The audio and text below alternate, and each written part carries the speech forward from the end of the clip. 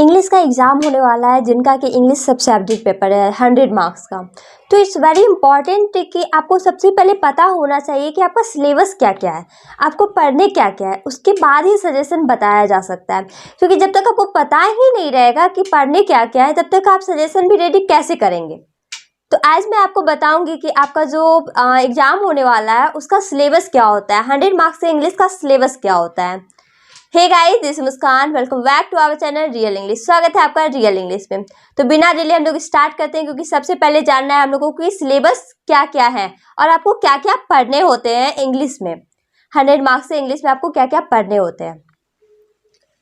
सबसे पहले मैं बात करती हूँ कि द मास्टिक ड्रम जो बुक है उसमें आपको ओनली 12 चैप्टर पढ़ने होते हैं। 12 पोएम को कवर करना होता है।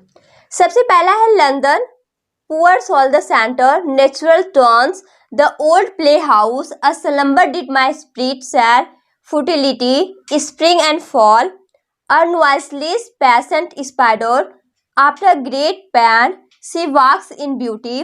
उसके बाद पढ़ने होंगे आपको ब्रेक ब्रेक ब्रेक, फिर हंगर। बस इतना ही टॉपिक आपको क्लियर करना होता है द मास्टिक ड्रम्स बुक में। इतना ही टॉपिक है। अगर मैं बात करूँ ऑनर्स पेपर की तो उसमें 21 पोएम्स को कवर करना होता है, लेकिन आपका 100 सब्जेक्टिव पेपर है तो उसमें कम आते हैं, क्योंकि आपका सब्जेक्टिव पेपर 100 का है, इसी वजह से इसमें कम पोएम को कवर करना होता है। तो ये आपको 12 पढ़ने होते हैं। सिंपल है, आप यूट्यूब से भी पढ़ सकते हैं अगर आपके पास बुक अवेलेबल ना हो तो, या तो फिर आपको इंग्लिश टू इंग्लिश समझ में नहीं आता हो तो आप सर्च कीजिए कि लंदन में वाकई हुआ क्या था, पुअर सोल द सेंटर में क्या कभी कहना चाहते हैं, नेचुरल टोन्स क्या होता है। तो ये सारे को एक बार अगर आप स्टोरी समझ लेंगे यूट्यूब से तो आप बेसिक इंग्लिश इनफैक्ट आपका ये सारा टॉपिक ही क्लियर हो जाएगा। क्योंकि जब हम किसी चीज़ को वॉच करते हैं ना तो वो डायरेक्ट हमारे माइंड सबकॉन्शियस माइंड पे जाकर के सेट हो जाता है, तो वो हम लोग कभी नहीं भूलते। जैसे कि हम लोग को कोई भी स्टोरी सुनाया जाता है तो वो हम लोग कभी नहीं भूलते, ना ही कोई मूवी भूलते हैं। एज द सेम वे अगर आप इसको कवर करना चाहते हैं तो आप यूट्यूब से पढ़ाई कीजिए, या तो फिर अगर आपके पास बुक अवेलेबल है तो आप उससे भी पढ़ाई कर सकते हैं। As you want to study you can. तो मैंने बता दिया कि द मास्टिक ड्रम में आपका 12 चैप्टर है, 12 को कवर करना होता है। अब मैं बताती हूँ कि आपके जो एग्जाम का जो सिलेबस होता है ना, किस टाइप्स के क्वेश्चन पूछे जाते हैं और क्या क्या क्वेश्चन होता है। सबसे फर्स्ट जो आएगा उसका आएगा एक्सप्लेनेशन, मतलब एक्सप्लेन करने के लिए। आपको 2 एक्सप्लेन करने के लिए देते हैं, 4 ऑप्शन रहेंगे। एक नंबर में आपका 2 ऑप्शन रहेगा, उन दोनों में से किसी एक को डील करना होता है। फिर सेकंड नंबर में आपका 2 ऑप्शन रहेगा, उसमें से किसी एक को आप डील करिए जो आपको आता हो। आपको एक्सप्लेनेशन डील करना है कितना, 2। फिर आपको समरी एक लिखने हैं, जैसे critical appreciation of any one of the flowing, मतलब नीचे दिए गए में से किसी 4 पे आप क्रिटिकल एप्रिसिएशन कीजिए, मतलब समरी लिखिए।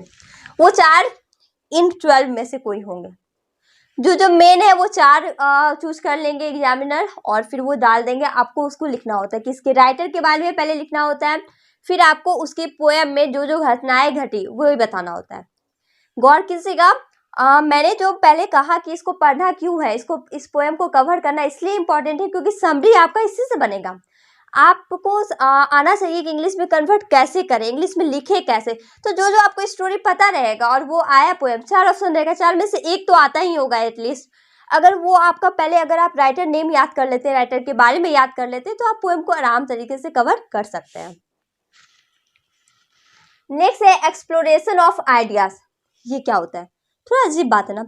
बिल्कुल नहीं, क्योंकि इसमें कुछ लाइन दिए रहेंगे, वो लाइन किन्हीं के द्वारा लिखा हुआ रहेगा।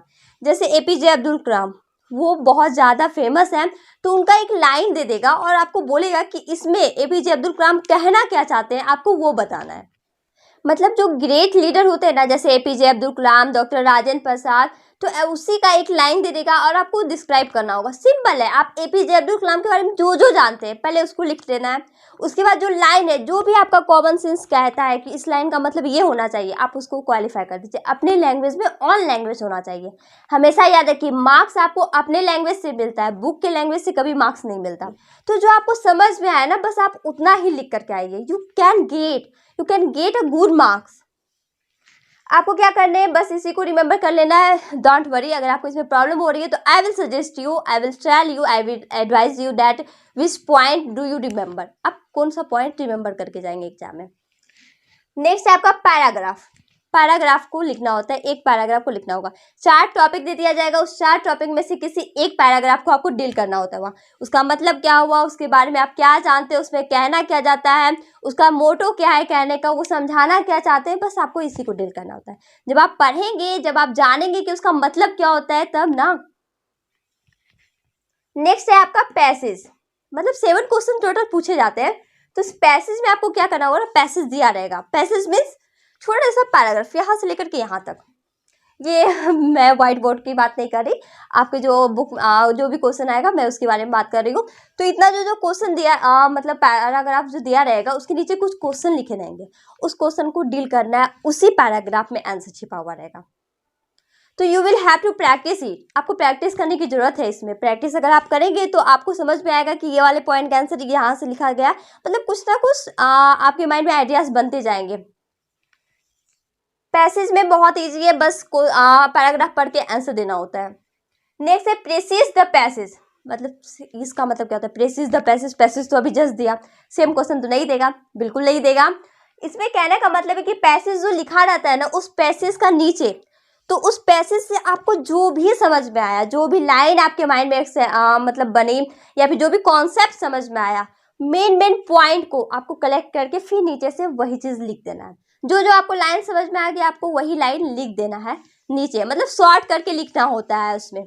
प्रेसिस का मतलब होता है शॉर्ट करके, जो मेन पॉइंट होता है उसी को कलेक्ट करके फिर से लिखना पड़ता है उसी पैसेज को। पर हाँ, सेम लाइन नहीं रहनी चाहिए। जितना जैसे 5 लाइन लिखा है तो 5 लाइन आप नीचे में नहीं लिख सकते, 2 लाइन लिखना होगा, 3 लाइन लिखना होगा, क्योंकि मेन पॉइंट 2-3 लाइन ही का होता है। 5 लाइन तो 5 लाइन को आप लिख नहीं सकते, लेकिन हाँ आपको लगेगा कि अरे वाह 5 लाइन दिया गया, 5 लाइन इंपॉर्टेंट, इसमें से कौन सा लाइन चूज करें। तब आप अपना कॉमन सेंस यूज करेंगे, तब आप अपना कॉन्सेप्ट यूज करेंगे, तब आप अपना दिमाग दौड़ाएंगे, तो फाइनली आपको आंसर मिल जाएगा। फिर है आपका ऑब्जेक्टिव। 7 नंबर पे आपको ऑब्जेक्टिव पूछा जाता है, लेकिन ऑब्जेक्टिव में भी तरह तरह के क्वेश्चन आते हैं। जैसे ऑब्जेक्टिव में कॉमन एरर से क्वेश्चन आता है, जैसे जो लाइन लिखा रहेगा उसमें एरर छुपा रहेगा।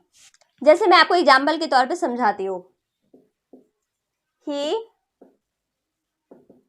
एडवाइसेस मी, वह मुझे एडवाइस देता है।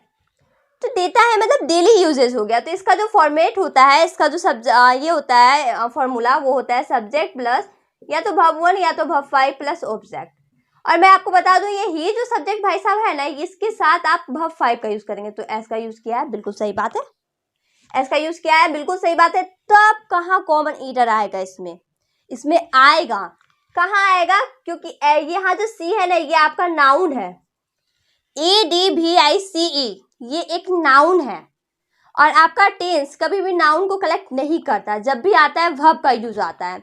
तो मैं बता दूं, यहाँ एडवाइस का स्पेलिंग में ADVISE होना ज्यादा राइट होगा, क्योंकि ऐसे क्यों, इसका मतलब होता है सलाह देना, वह मुझे सलाह देता है। तो यहाँ सलाह देना हो गया, मतलब एस लग गया, यहाँ एस वाला आएगा, वर्ब आएगा, और इन्होंने क्या लिख दिया है, नाउन वाला सलाह।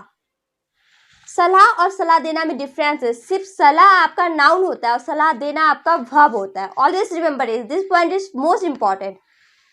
तो इस टाइप्स के आपके कॉमन एरर पूछे जाते हैं।